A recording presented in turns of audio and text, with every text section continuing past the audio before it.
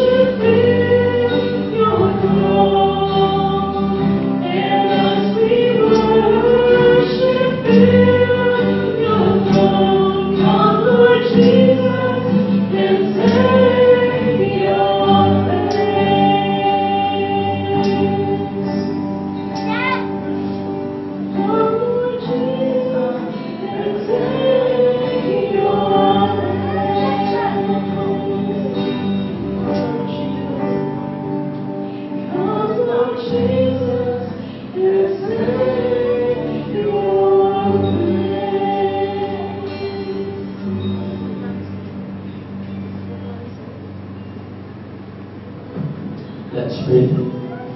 Lord Jesus, lumalapit po kami sa iyo sa hapong ito.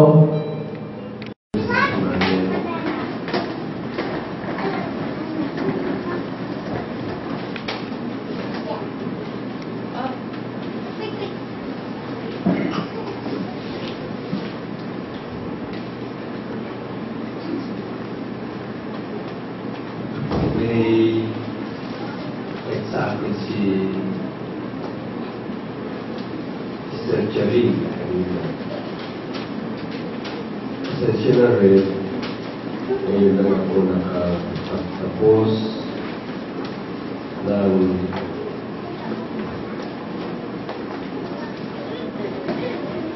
sunod-sunod. Kasi nakapag-text ng sunod-sunod. Kasi nasa hospital kami in Brad, Vermont. Nag-meet kasi mahina nahihilo at inuubo. Regards sa congregation ko.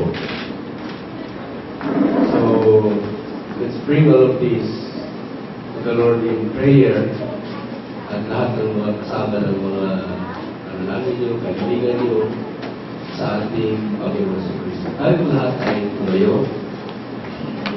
Lahat ng may pangangailangan sa Panginoon at sa Panginoon ay pagkakataw tayo manalangin.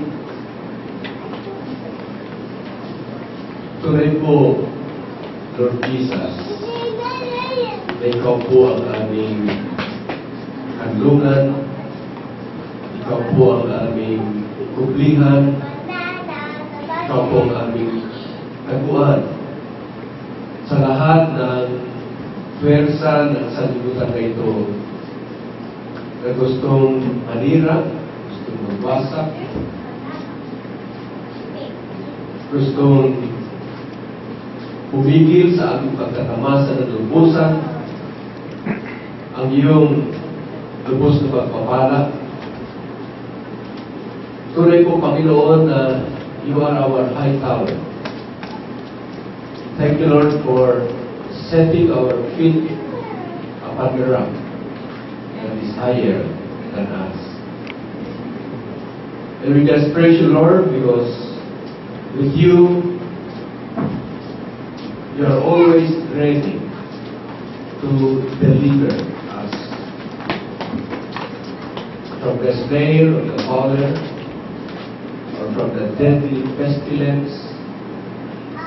We thank you, Lord, that whenever we need you, you're always ready to meet us, Lord Jesus, even at the point of our need. And we are needy people, Lord, because without you, we cannot do anything. For you give to us life, breath, and all things. And without you, Lord Jesus, we cannot do anything. We are nothing. So, Lord, as we come before you this afternoon, ikaw po, Panginoon, ang patuloy na maglinis sa amin sa lahat ng aming kasalanan, sa lahat ng aming karumihan, sa pamagitan ng paghuhugas mo po ng iyong banal na dugo, we come to your throne of glory, that we may find grace at the time of need. That we need you always, Lord Jesus. Lift up your eyes upon your congregation now, Lord Jesus.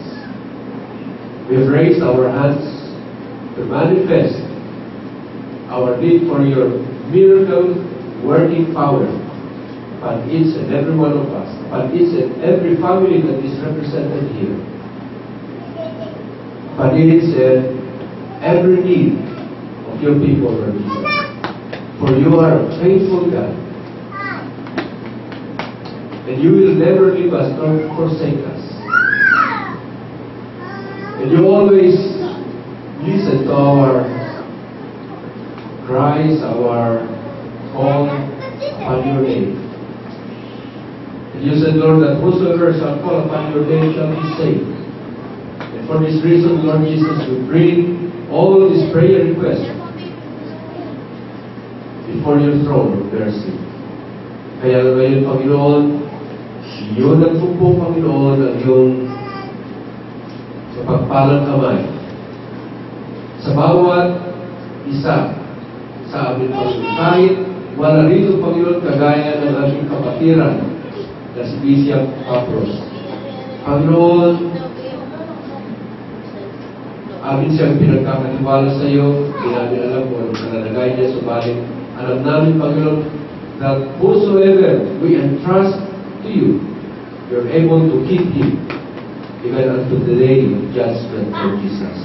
Lord, yun ang po ang iyong mapagpalang kamay sa kanya at aming inangkin ang kagalingan niya, Panginoon, at dahil sa iyong mga latay, pinagaling mo na po, hindi lamang si Brother Capros, kundi bawat isa sa amin, Panginoon, na narito, na humingi ng iyong pagpapagaling, ng iyong pagbuo ng aming buhay, pagbuo ng aming kabuhayan, pagbuo, Panginoon, ng aming tahanan. Lord, it is only by you that all things consist and have a meaning and have significance even in this world, Lord Jesus. So Lord, ano man yung mga kahilingan namin ngayon, ano man ang mga persa na gustong manira, magwasak sa buhay sa bahay o kabuhay ng sino na sa amin, sa pangalan mo, Panginoon Jesucristo, aming inaangkin ang iyong tagumpay. Because we are more than conquerors through you, Lord Jesus, who loved us and who gave himself for us. And so, Lord, this is the faith that we have, the faith that overcomes the world, the faith that is victorious over the world, because, Lord Jesus, you are our victory. And everyone will say, Amen and Amen and Amen. Amen.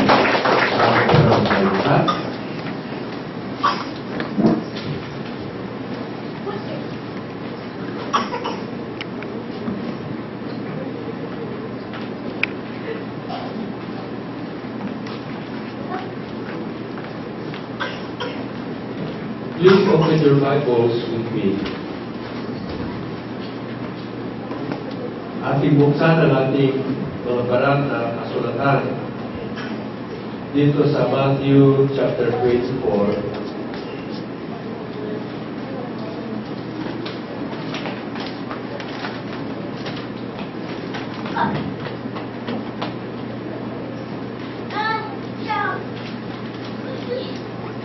At basahin ko mula sa unang talata hanggang sa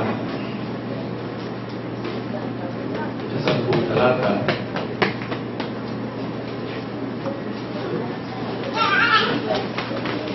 And Jesus departed from the temple, and his disciples came to him,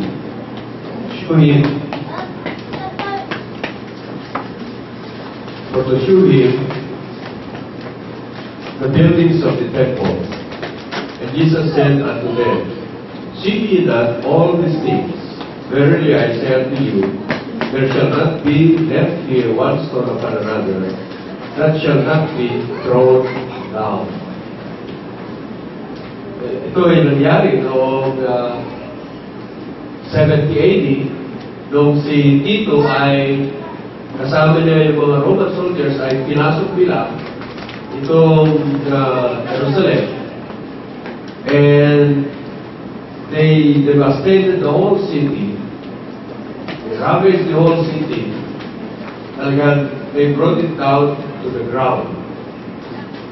Nothing was left standing, and even one stone over the other. Verse 3. And as he sat upon the Mount of Olives, the disciples came unto him privately, saying, Tell us, when shall these things be? And what shall be the sign of thy coming and of the end of the world? Kaya pa yung lumabas yung scene na 2012?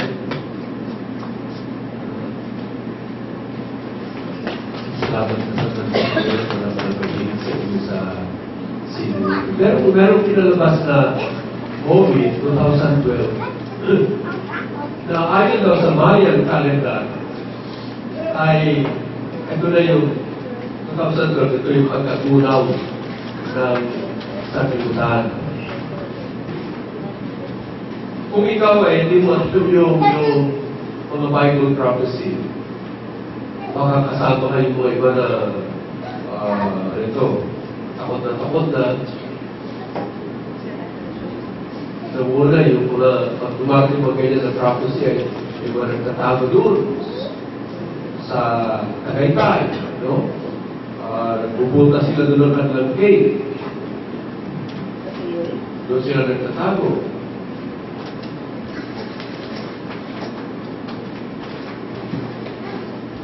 Yung pagkagunaw ng sanlibutan na ito, hindi mangyari hanggat matapos yung pinakamuling kapanahonan, the last age of man here on earth. And until the golden age, when the Lord Jesus Christ will reign personally and visibly over the world from the city of Jerusalem. So, kung hindi mo alam yun, sabi mo talaga ito na 2012. So, ang sinasabi nito ng Panginoon na what shall be the sign of the coming and of the end of the world? So, yung tinutukoy dito na end of the world ay hindi yung pagkagunaw ng sanlibutan na ito. Rather, it is the end of the age.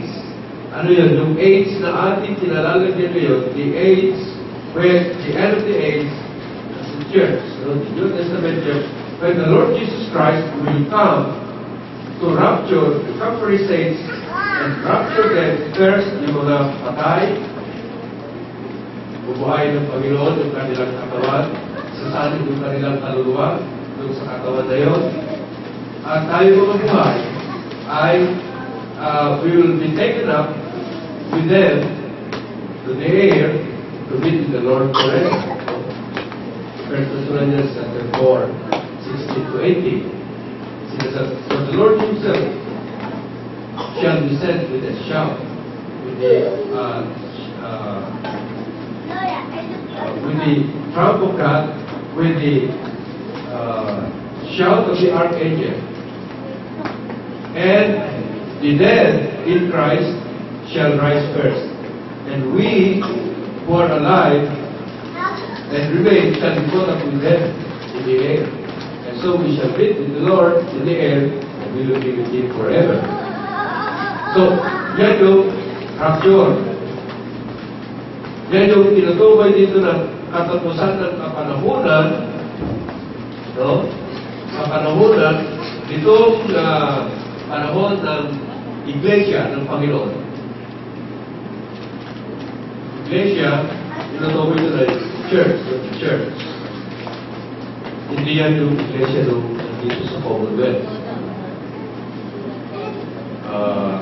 Yung tinutukoy ng Iglesia ay katawan ng mga tinawag ng Panginoon na umalis sa sanlibutan at ituloy ang kanilang pagsampalataya sa ating Panginoon Jesucristo. No?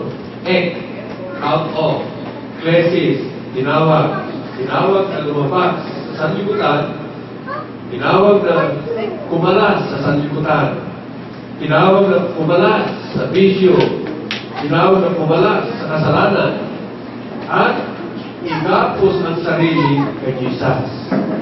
No? That's the essence of being to Jesus. You are a bondslave of Jesus.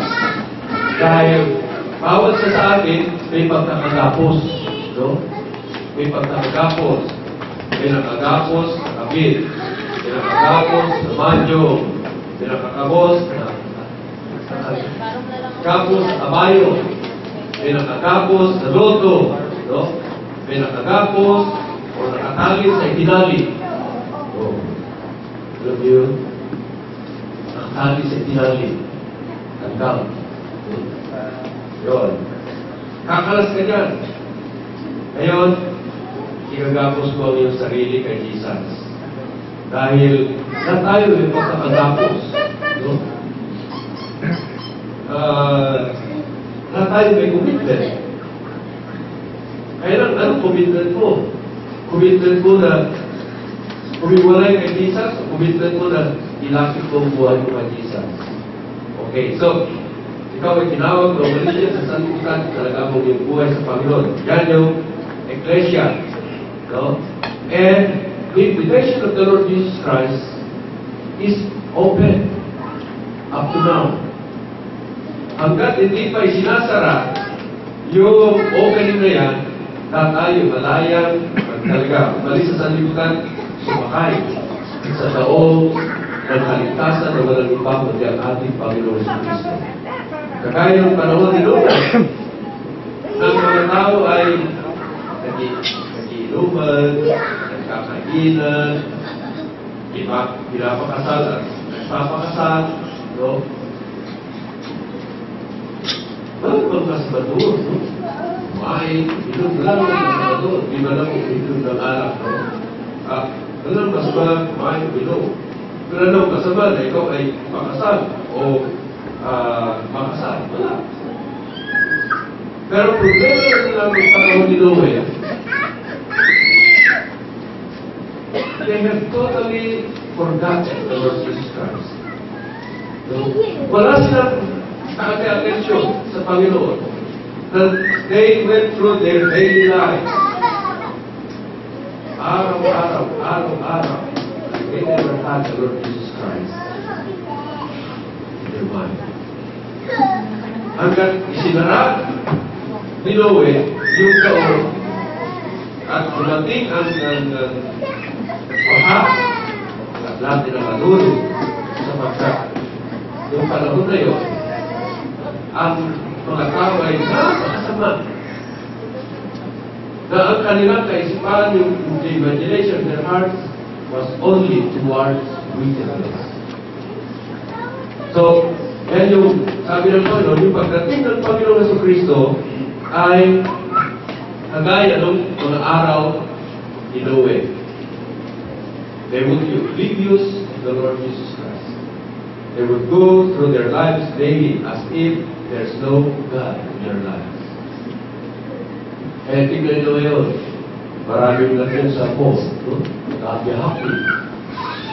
Ang sila Panginoon kung may Diyos. No? In fact, many of them forgotten the Lord Jesus Christ. But when the Lord Jesus Christ will come with judgment. But before He comes with judgment, pag dumating yung tribulation period, i-rapture niya muna ang mga mananampalataya. And then Christ first, and then we who are alive. Tapos, sa kanya bubuhos ngayon yung kanyang judgment galing.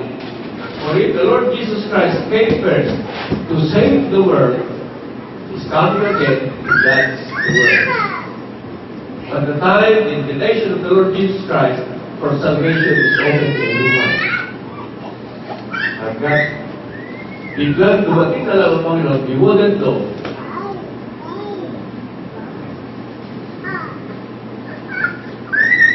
Sabi raw ni yung nasa TV, Soriano. Sabi raw niya, meron daw alam, hindi alam si Jesus. Hindi raw niya alam kung kailan si Papa Nito. Sabi ko, kung sa Bible study, kung meron siyang hindi alam, He's not God. Hindi siya Diyos. Then yung pagka-Diyos, that Diyos is the Alpha and the Omega, the beginning and the end. Alam niya ang buong storya from beginning to the end. There's not one thing that He will miss. Kaya kung meron siyang hindi alam, hindi siya Diyos. At madalas ko rin narinig yan sa mga Christian radio stations, supposedly Christian. At I'm taken aback, gugulantan ka sa karoon na sinasabi na hindi alam ni Jesus. Si Jesus hindi niya alam kung kailan darating. But actually, ito, ulitin ko naman for the sake of those who have not heard the explanation. So there's a Mark Matthew, sa Matthew, chapter 24, Mark 13. Yung sinasabi niya na, no man, nor that the angels, nor the Son of Man, nor the coming, nor the day and the hour of His coming, except the Father who is in heaven. Yung sinasabi doon na, no, yung sinabi sa English na no, yun ay hindi gnosis. No? Kaya nung diagnosis, pag ikaw ay nagpa-check up, no? Diagnosis. Alam niya yung ganyan, naguban, no? Sa kawan mo. No? Prognosis. Alam niya kung ano yung darating, mga events, no? Knowing beforehand, prognosis. Yun ay gnosis na may pagkabatid, pagkaalam sa kaisipan. No? Subalit yung know doon ay hindi gnosis kundi eido, kaya wida. No? Not all lugar doon ay experiential knowing. Ano yun? Walang nakakapagpasya. Walang nakakalam, walang ipagpapasya yung pagdating ng Panginoon Jesucristo, kundi ang nakapagpapasya lamang ay ang Ama. No? Let me say that again. Walang, ang tanging nakakapagpasya ay ng pagdating ng Panginoon Jesucristo ay ang Ama. Siya ang nag-decree. No? If you remember the roles, the Father and the Son. The Father decrees, the Son executes. Ganon, no? Kaya sinasabi, the eternal purpose of God was purpose in Christ Jesus. No? Ano mang pakay ng Diyos Ama, yun ay in-execute ng Panginoon sa Kristo. Sa mga tuwid, ang pagpapasya kung kailan darating, muling babalik ang Panginoon sa Kristo, ay yung Ama, subalit alam ng Panginoon sa Kristo kung kailan siya darating. So, I think we need to correct that. Because if there's one thing that the Lord Jesus Christ doesn't know, that makes Him less than God. Okay. Yung pagdating ng Panginoon sa Kristo, yung tinatawag niya na end of the world, end of the age. End of the age. So, narating ang Panginoon sa Kristo sa tinatawag na end of the age na yan. So, rapture is saints before the judgment of this world. Okay, verse 4. And Jesus answered and said unto them, take heed that no man deceive you. For many shall come in my name, saying, I am Christ. Yan ang nangyayari na sa ating kapanahonan dito sa Pilipinas. Sapagkat si ACQ, si Kibuloy, ang kanyang angkin sa kanyang sarili ay siya yung the appointed Son of God. Sa Bible, yung Christ, He is the anointed Son of God. God the Father did not appoint Him because the Lord Jesus Christ voluntarily gave Himself to be the Messiah, to be the Christ. No? Hindi sinabi lang Diyos na ikaw ang maging Kristo. No. each of them took voluntarily a role, no? Yung ama, siya ang umangkin yung gawain ng Diyos Ama. Yung anak, siya ang umangkin ang gawain ng pagka-Diyos Anak. Yung Espiritu Santo, siya yung umangkin ang gawain ng Holy Spirit. So, all of these are voluntary, no? Wala yung, oh, ikaw, may walang napipilitan, no? All of this, all of the roles were assumed, hindi nung may sanlibutan, but all of those were assumed before the creation of the world. Kaya tawag yan ay the everlasting covenant, dun sa Hebrews chapter 13, verse 20. Okay. So, sinasabi ni Jesus, meron mga those who will deceive the world. Papakilala nila ang sarili na sila ang Kristo. Okay. So, hindi ka nakataka ito. This is already happening even here in the Philippines. I am Christ and shall deceive many. Verse 6. And you shall hear wars and rumors of wars. See that you cannot trouble, for all these things must come to pass. But the end is not yet.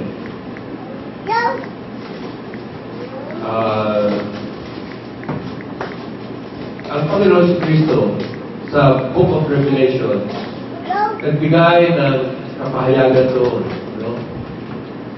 Kay Apostol Juan upang yung kanyang mga alagad ay maalaman nila kung ano itong mga bagay-bagay na mangyayari. Kinakailangan na mangyari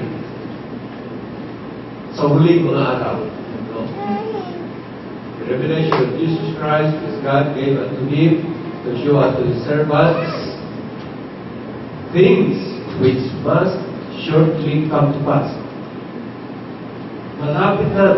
Meron na. No? The end, the time of the end is at hand. Malapit na. The coming of the Lord may not be immediate, but it is imminent. Ano yung sabihin doon? It can happen anytime. It can happen anytime. So, merong mga tanda na bigay ng Panginoon sa Kristo sa atin, hindi para matakot tayo. Kundi para tayo maging handa sa muling pagbabalik ng ating Panginoong Yesu Kristo. No? So, itong mga nababasa, I don't mean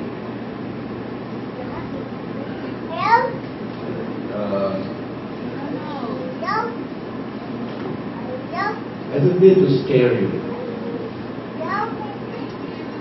Yun ay na-pick up ko lang sa ako dahil minsan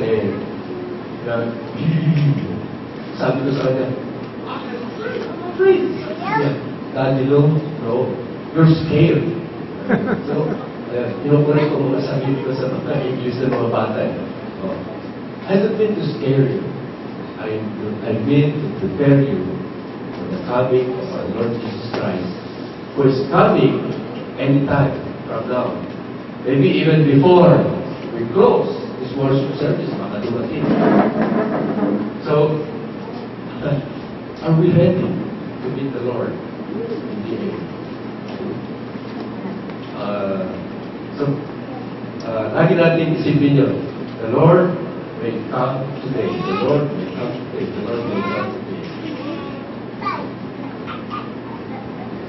Dahil maraming mga tuksos sa liputan na ito. No? So kung you don't keep yourself aware of the possibility of the Lord Jesus Christ arriving anytime from now, madali kang matanay, no? Ako'y dalit pagkapat. May mga taxi na taxi. O kaya may mga jeep na walang respeto sa driving. And many times I was fuming. Pero pag pumasok na ako sa garahe, yung garahe dyan, garahe namin ay parang kapilya ng chapel. Because the time I said, Lord, forgive me. be furious na forgive me. Because we know that anytime the Lord will come. No? Every occasion the Holy Spirit points to us, anak, lumalabas ka na sa boundary. You should always ask the Lord Jesus Christ for forgiveness and for the washing of His blood of our sins. Okay. So, but the end is not yet. For nation shall rise against nation, and kingdom against kingdom, and there shall be famines, and pestilences, and earthquakes in diverse places. All these are the beginning of sorrows. Or, in my own version, all these are the beginning of birth pain. In other words, simula pa lang ito. These are not the real thing. Yung lindro, baha, no? Simula pa lang yan. Simula pa lang yan. If you read Revelation chapter 6, the people there wanted the mountains and the rocks to fall upon them and to hide them from the face of the Lord Jesus Christ. They cried for death. Sa ating panahon, yung kamatayan, maaaring ayaw natin. Pero pagdating ng hatol ng Panginoon, people would want to die. They would rather die than face judgment of the Lord Jesus Christ. Tabunan mo na kami. Tabunan nyo kami. Patayin nyo na kami. At their prayers are to me. Kung inaayawan yung kamatayan mo ngayon, pagdating sa panahon na yun, and I hope the body will enter the tribulation period.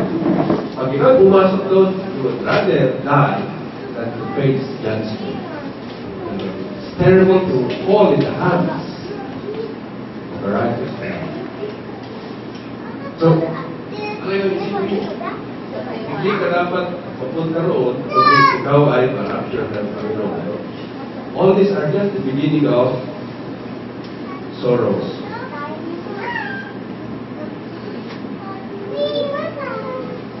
Mga hirap natin ngayon, compare mo sa hirap sa darating, sabi na, it's just like a picnic in the park.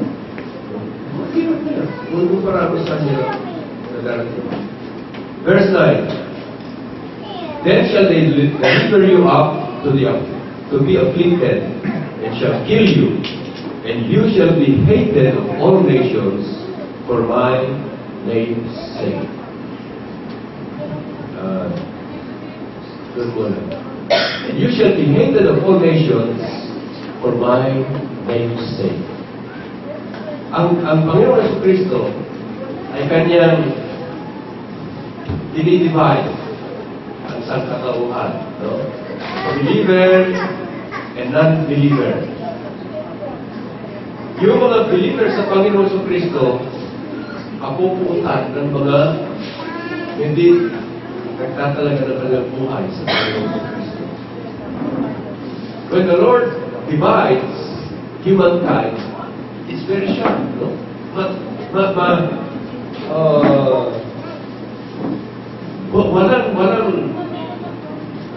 Walang gray areas, no? Pag tayo maminsan nagpapasya ay meron mga gray area siguro. Ito, pwede dito sa kabila. Ano?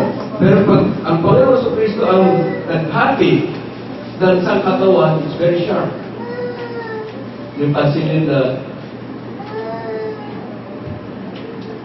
sabi ng Panginoon, no? Kung hindi ka pangit sa akin, laban ka sa akin.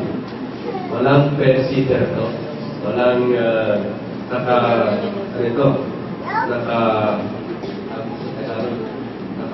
dalawang bangka.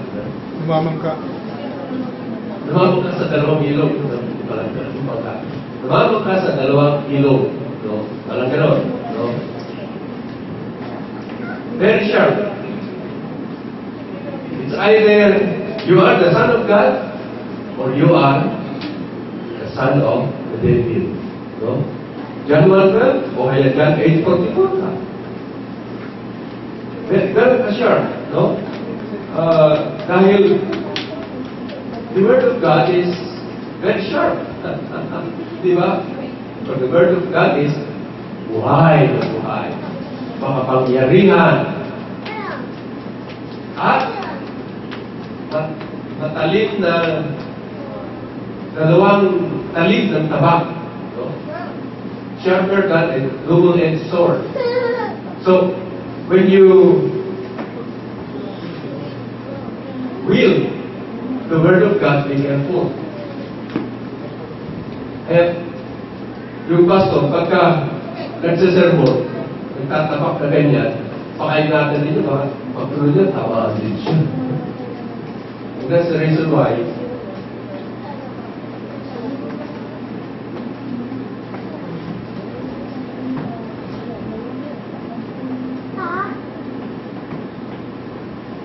bago ako mag-sermon, nagpapasermon muna ako kay Jesus. Para kung ako'y tamaan, makahingi muna ako ng kapatawaran ng Panginoon bago ako magtatapak sa inyo. So, ako muna. Ako muna magpasermon sa Panginoon bago ako makapagsermon sa inyo. Wala akong karapatan na mag-sermon sa inyo kapag ako mismo ang may defecto. But the only reason why I can do that because I've asked forgiveness from the Lord first before I stand here.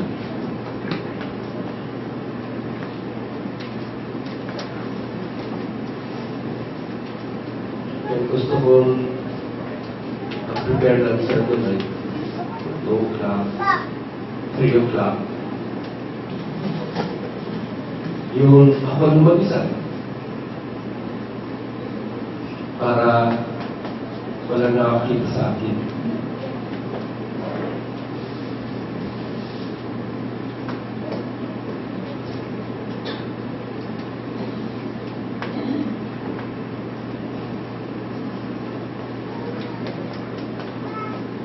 Because when the sharp word of the Lord Jesus Christ hits your heart,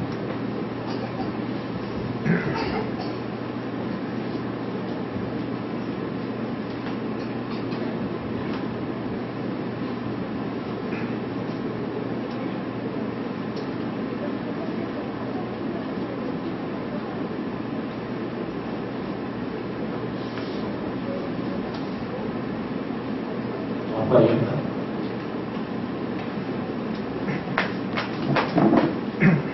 Magulat yung misis ko, magulat yung mga anak ko, baka bumisya ako sa kain table namin. So, I prefer doing my devotions very early in the morning para ako na. Salamat ang Panginoon. So, may privacy ako sa Panginoon. So, it's very sharp. Pag ginamit ng Panginoon ang isang katawan, walang nasa gitna, no? Wala yung pwede na ito. It's either you are an instrument of righteousness or you are an instrument of unrighteousness. It's either you are a vessel of mercy or you are a vessel of wrath of the Lord. It's either you will see life or you will not see life.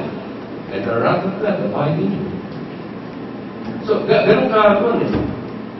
Kaya wala yung purgatorio. No? Wala yung purgatorio. It's either you are in the glory of the Lord Jesus Christ, in the glorious presence of the Lord Jesus Christ, or you are in hell. You know? It's very sharp. No? Kaya, pag ginamit ng Panginoon ang sangkatauhan, yung believer sa isang dako, sa kabilang dako, ang mga unbelievers. No? And itong mga unbelievers, puot na puot doon sa mga believers kay Jesus. And you shall be hated by all nations. Bakit? For my name's sake, sabi niya.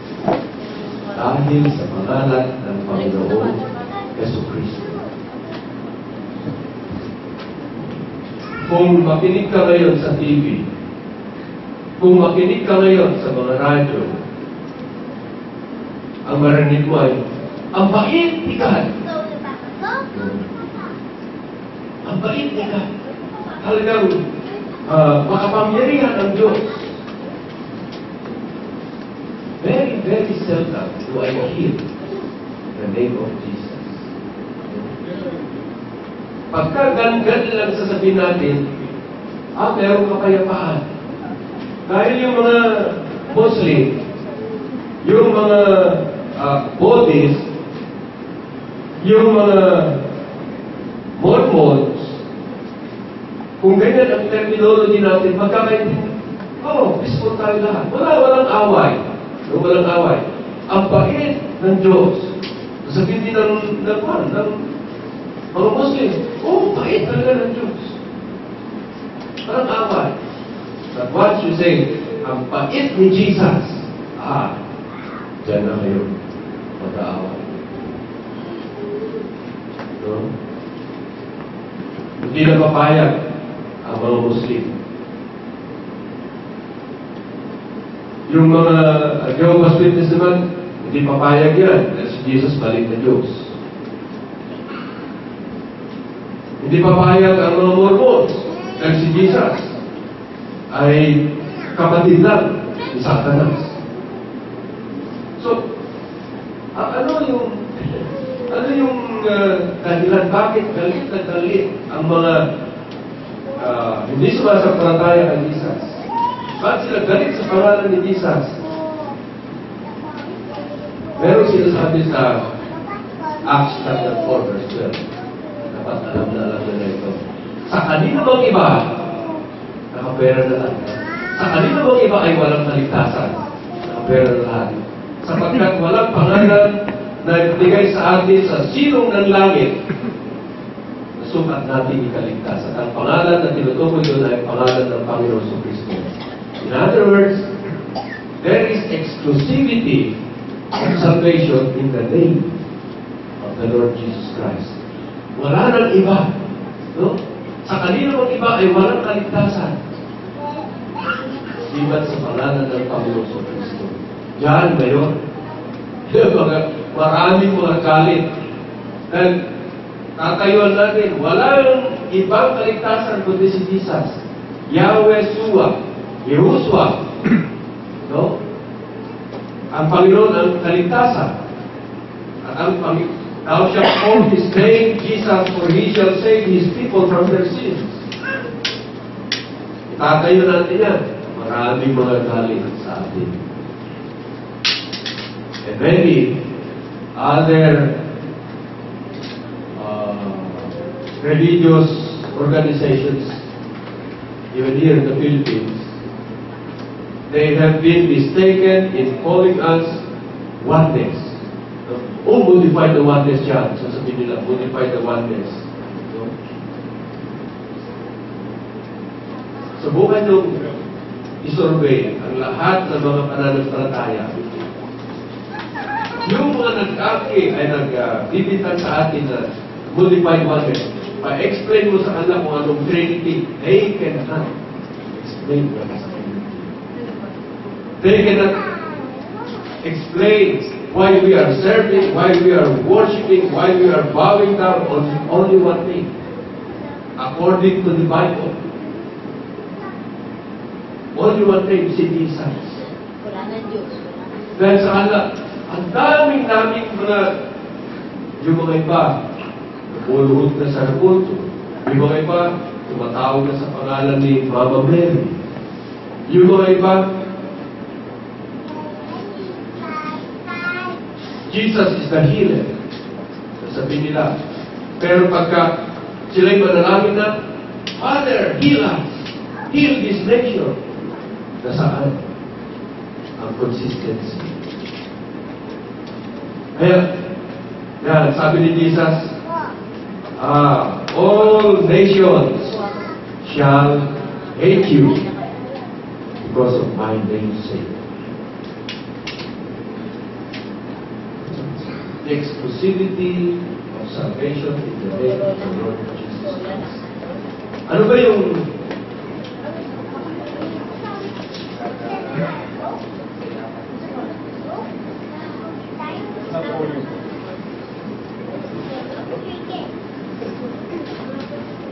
I'll try my best. Ano ba yung nasa pangalan ni Jesus na yan? What's in the name of Jesus? Na galit ang mga tao. Why is it that salvation is very exclusive in the name of the Lord Jesus Christ? Sa pangalan ni Jesus, no?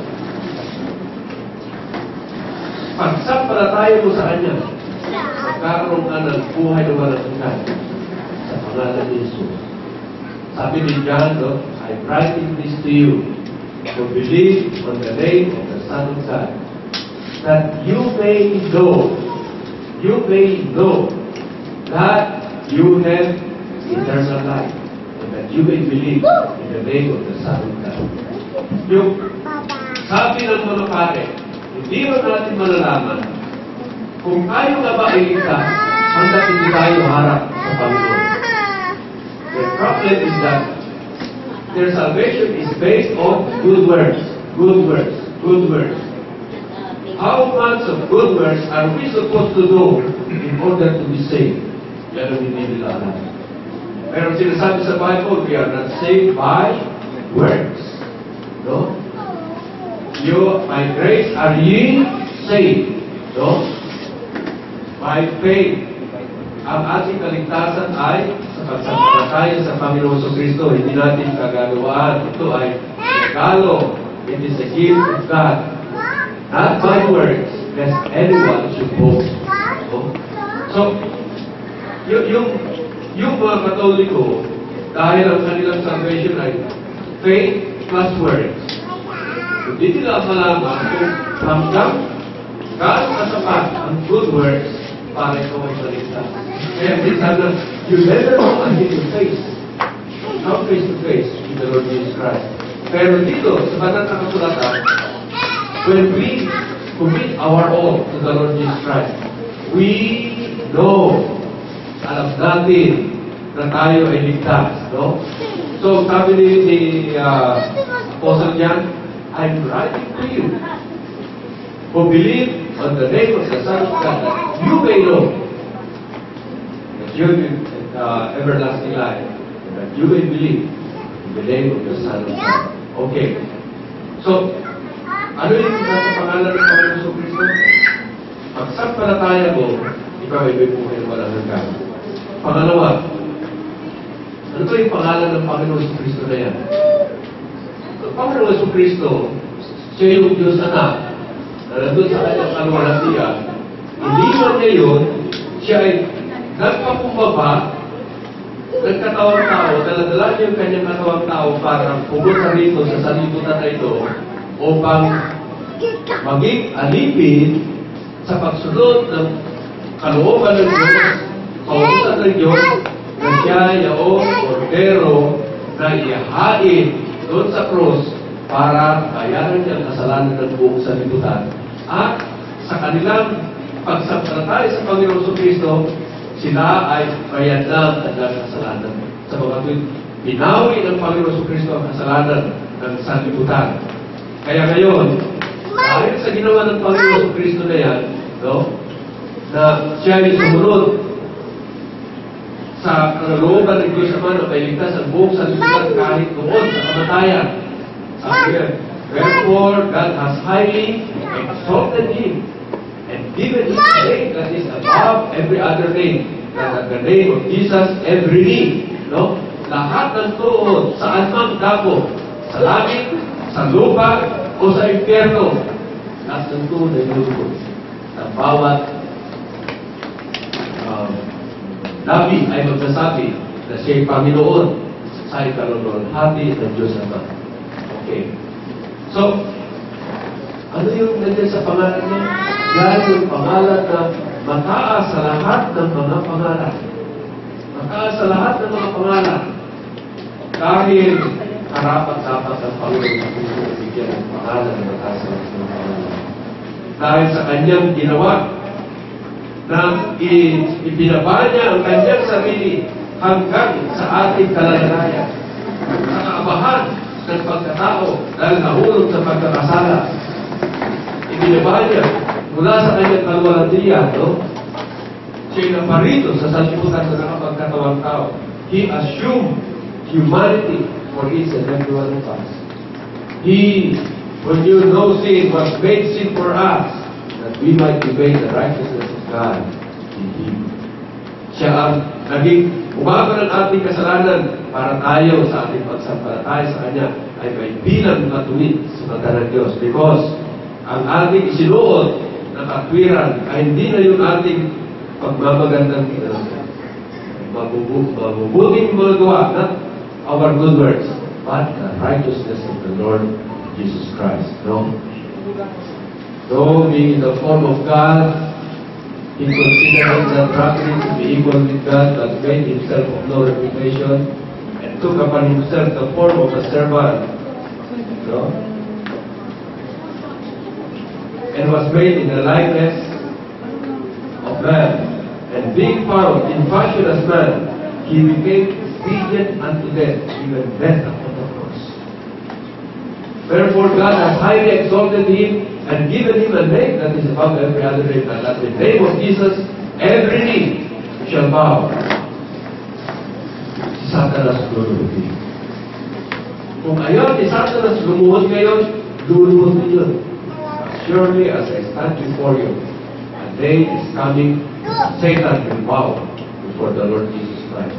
Just make sure that you bow with the believers of the Lord Jesus Christ, bow with the angels of God, and not the angels of Satan. Kung ayaw mong lumuhod ka rin, pero kakalong lumuhod. Ayaw, mga Satanas, mga demonyo, mga kampon, Satanas.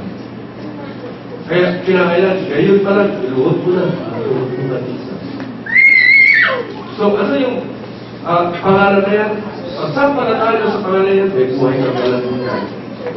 Pag luhod mo sa pangalan na yan, you're giving glory to the Lord Jesus Christ. At, hindi lang yan, no? Itong pangalan ng Panginoon sa Kristo, ito yung pangalan na magbibigay sa iyo ng karapatan na maging anak ng Diyos. Sapagkat sa lahat ng sumampalataya sa Panginoon sa Kristo, sila ay binigyan ng karapatan na maging anak ng Diyos. Sa mga tuwing-bagay sa mga sumampalataya sa Kanya.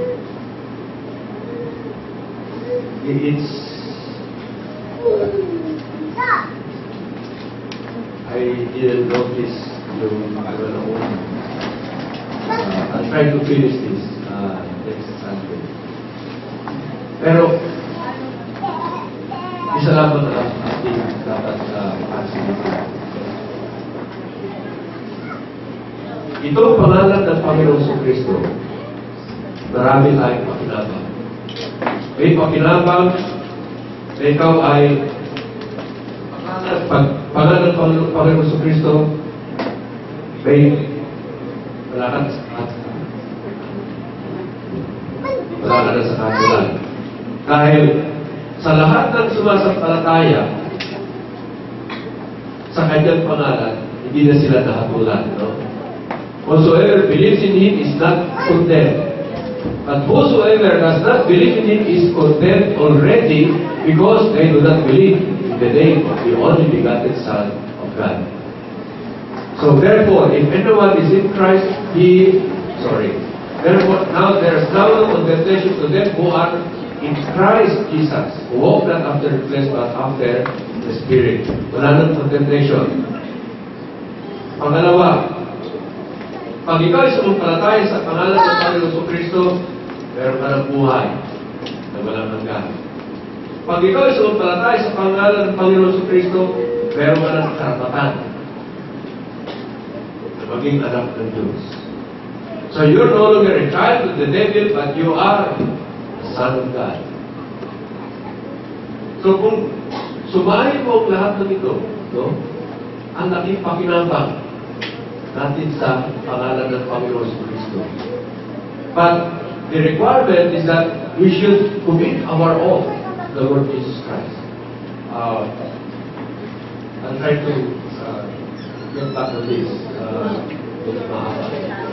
But yung believe, ang katuturan ng believe dito ay yung Greek na salitang E-I-S.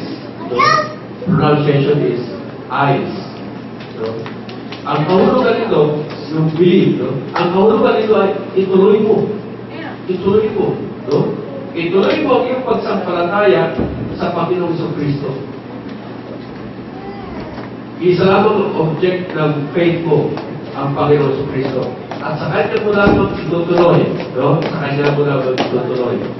Sa sandali na tinuloy mo ang iyong lahat sa Panginoong Kristo, hindi ka na nakatulad, may buhay na walang hanggang ka na, at ikaw ay may karapatan na maging anak ng Diyos. Napakalaking biyaya na dulot ng Panginoon Kristo. But there's exclusivity in the name of the Lord Jesus Christ kung salvation na ito. Sapagkat walang ibang kaligtasan liban sa pangalan ng Panginoon Kristo. And the only way to be able to reap the fruits of the salvation is by committing your all to the Lord Jesus Christ. There's no other way. No? Wala nang ibang paraan. Kung meron man, kung magawa nyo lang ito, no? Kung magawa lang ng bawat sa atin ito, siguro napakasaya ang pastor.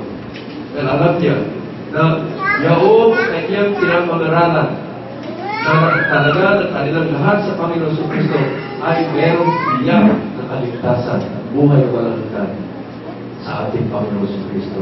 At isasalo ng Panginoon sa kanyang kalulatian magpakailanman. Ang tanong ko ngayon ay, have we committed our all to the Lord Jesus Christ? Ayan, ilan yun? Ilang percent? 40%? Just to be sure, no? I'll continue this medyo mahaba, but I shorten it. Just to be sure, tituloy ba natin ang ating lahat ng Jesus? Amen. Lord bless you. Lahat ng gusto kasama mong magtalaga kay Jesus, hindi tayo na tumayo. Tayo magwakas sa sarang panalangin. Hallelujah, Jesus.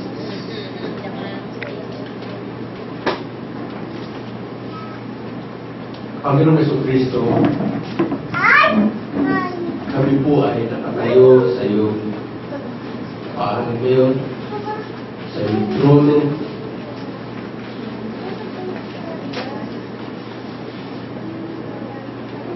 Nagpapasaliksik, Panginoon, sa iyo.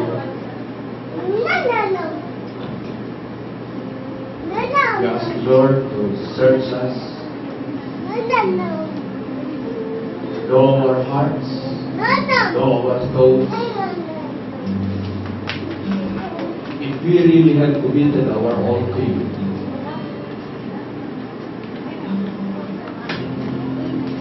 pakita mo sa amin, Panginoon, ang mga bagay-bagay na pumipigil sa amin pagtatalaga ng ating lahat sa amin.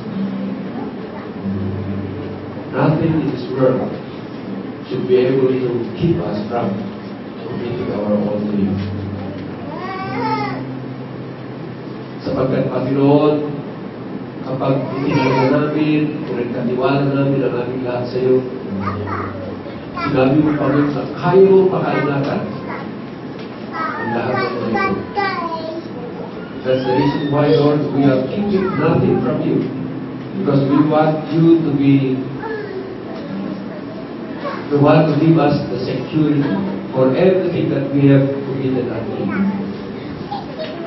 We are not looking for the security offered by the world.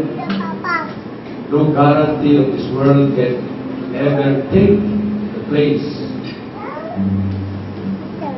of your security, Lord Jesus. You, Lord Jesus, we are secure. That's why, Lord, we now commit everything to you. Lord, if there's anything that's keeping us from committing our own to you, break us from that bondage, Lord Jesus. Let us be free to commit our own to you. Kung yan man ay kasalanan, Panginoon, iba ito po ang aming pagkakatali niyan. Kung yan man ay tawag ng sanlibutan, palayain mo kami, Panginoon. Gusto namin kami ay malayang nakakapagtalaga ng aming lahat sa iyo. Lord, kung meron mga suliranin ng iyong mga anak na yun, na nag-aalaman sila, naghihina sila sa kanilang pananampalataya, Lord Jesus, be the victor of all these problems, of all these tribulations, of all these troubles, Lord Jesus. You said, Lord, that we should be of good cheer, for you have overcome the world. And we ask you therefore, Lord, by the power of the Most High, of the Almighty Lord God, the Son, incarnate, Lord, make us free from all these worries.